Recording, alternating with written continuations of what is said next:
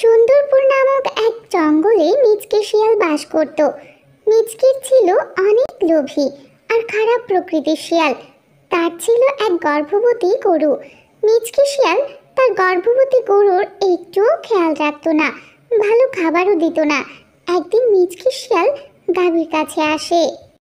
কবে যে তোর বাচ্চা হবে? তোর বাচ্চা হলে তো তোর দুধ বিক্রি করে আমি অনেক টাকা পাবো রে। মিচকে শিয়াল অপেক্ষায় থাকতো কবে তার বাচ্চা হবে। কিছুদিন পর গাভীটি এক সুন্দর ফুটফুটে বাচ্চা হয়। বাচ্চা দেখে তো মিচকে শিয়াল অনেক খুশি। প্রতিদিন দুধ বিক্রি করে অনেক টাকা পায়, কিন্তু গাভীর জন্য কিছুই রাখে না। গাভীটির বাচ্চাটি যখন দুধ খেতে যায় তখন বাচ্চাটি একটুও দুধ পায় না। মা, ও মা, মালিক তো একটুও দুধ রাখে না। আমার মালিক কতটা নিষ্ঠুর! আমার এই অবুঝ বাচ্চাটার জন্য কি তার একটু মায়া লাগে না? হে সৃষ্টিকর্তা, আমার বাচ্চাটা না খেয়ে আছে আর আমি মা হয়ে কিছুই করতে পারছি না। এই কথা বলে গাভীটি কাঁদতে থাকে।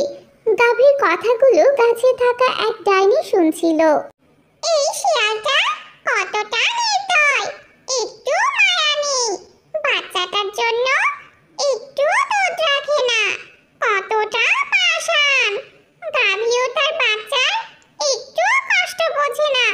আমি এক ডাইনি হয়ে বুঝতে পারছি আর মিচকে বুঝতে পারছে না। এই মিচকেকে একটা উচিত শিক্ষা দিতেই হবে। এরপর ডাইনি গাভীটির ভেতরে প্রবেশ করে।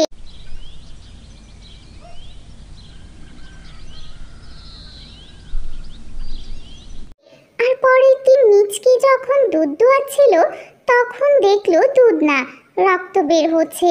আর এটা দেখে মিচকে অনেক ভয় পেয়ে যায়। হে আল্লাহ, এসব কি হচ্ছে? দুধের বদলে রক্ত কেন? বাচ্চাটাকে ছেড়ে দিয়ে দেখি তো। মিচকে বাচ্চাটাকে ছেড়ে দেয়।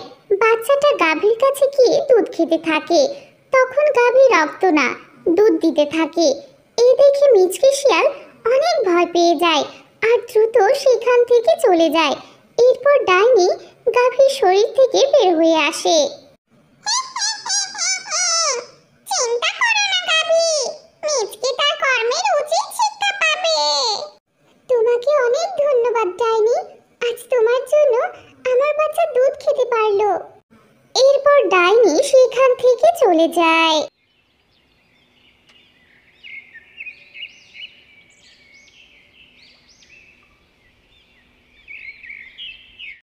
পরের দিন সকালবেলা মিচকে শিয়াল আবার গাভীর কাছে আসে আর দুধের বদলে রক্ত দেয়। মিচকে গাভীকে অনেক মারতে থাকে। বেচারি গাভী শুধু কাঁদতেই থাকে। দাঁড়া, আমি এখন তোর দুধ দোয়াবো। যদি এবারও তুই দুধের বদলে রক্ত দিস তাহলে তোকে মেরেই ফেলবো, এই বলে দিলাম। এই কথা বলে মিচকে চলে যায় বালতি আনার জন্য। কতটা নির্দয় আমার মালিক, একটু মায়া নেই। আমার দুধ বিক্রি করে আর সে আমাকেই অত্যাচার করে। হে সৃষ্টিকর্তা, আমার মতো এত কষ্ট যেন আর কোনো পশু না হয়। ঠিক তখনই ডাইনিটা গাভীর সামনে চলে আসে। চিন্তা করো না, তোমার সাথে আর কোনো অন্যায় হবে না। এই মিচকে তার পাপের সাজা ও নিশ্চয় পাবে। এরপর ডাইনি গাভীটির উপর জাদু করে আর সেখান থেকে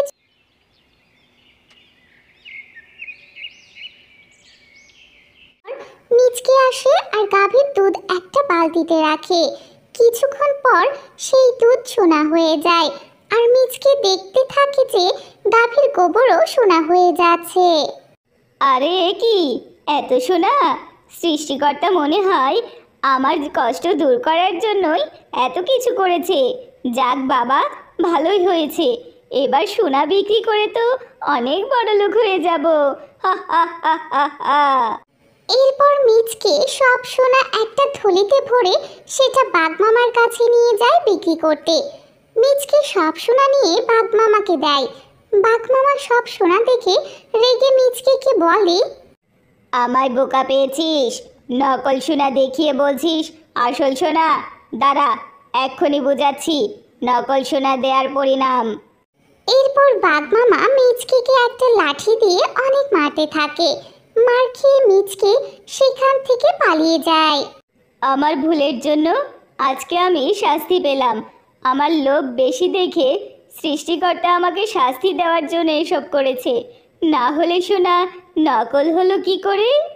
মিচকে তার ভুল বুঝতে পেরে গাভী ও বাচ্চাকে এক বুড়ির কাছে বিক্রি করে দেয়। আর মিচকে মন খারাপ করে বাড়ি ফিরে যায়।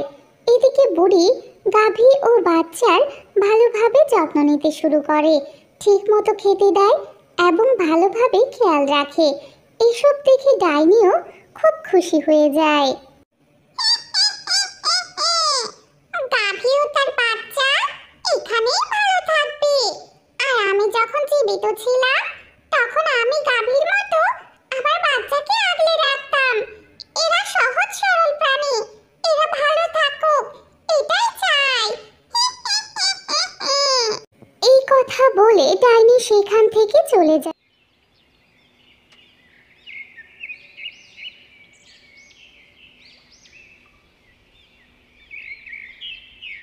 পরের দিন বুড়ি গাভীর কাছে গিয়ে দেখে গাভীর গোবর সোনা হয়ে পড়ে রয়েছে।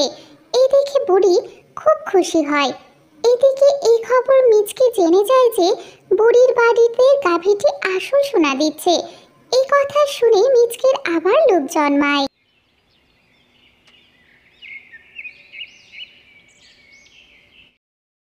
রাত গভীর হলে মিচকে প্রতিদিন রাতে বুড়ির বাড়িতে যায় আর সব সোনার গোবর সেখান থেকে নিয়ে সেখানে সাধারণ গোবর রেখে যায়। আর এদিকে বুড়ি প্রতিদিনের মতো যখন গাভীর কাছে আসে তখন এসে দেখে সেখানে সোনার নয়, আসল গোবর পড়ে আছে। মনে হয় গাভীটি তার মায়া শক্তি হারিয়ে ফেলেছে, সোনা দিচ্ছে না তো কি হয়েছে? আমার কাছে তো গাভী আর তার বাচ্চা রয়েছে, এই দুটোই আমার সম্পদ। এভাবেই প্রতিদিন মিচকে বুড়ির সোনার গোবর নিয়ে সেখানে আসল গোবর রেখে যেত। তা দেখে গরু গাভী বলে ওঠে, আমায় কিছু একটা করতেই হবে, মালিক ভুল করছে। এদিকে বুড়িমা আমায় কত খেয়াল রাখে, তাই তার জন্য আমার কিছু একটা করতেই হবে।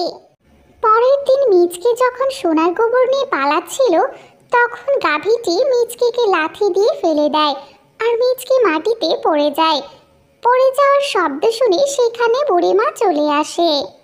তাহলে তুমি বাপু প্রতিদিন সোনার গোবর নিয়ে এখানে সাধারণ গোবর রেখে যাও?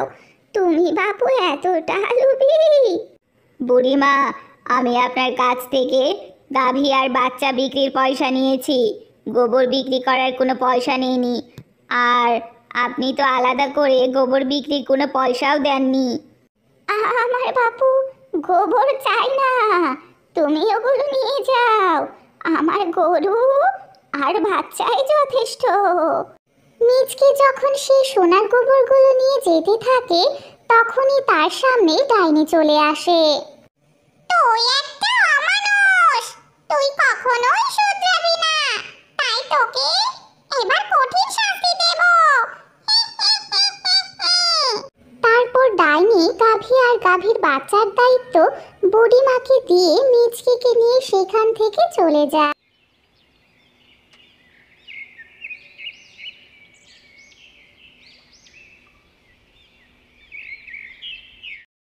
এরপর থেকে আর মিচকেকে আর কোথাও দেখা যায়নি।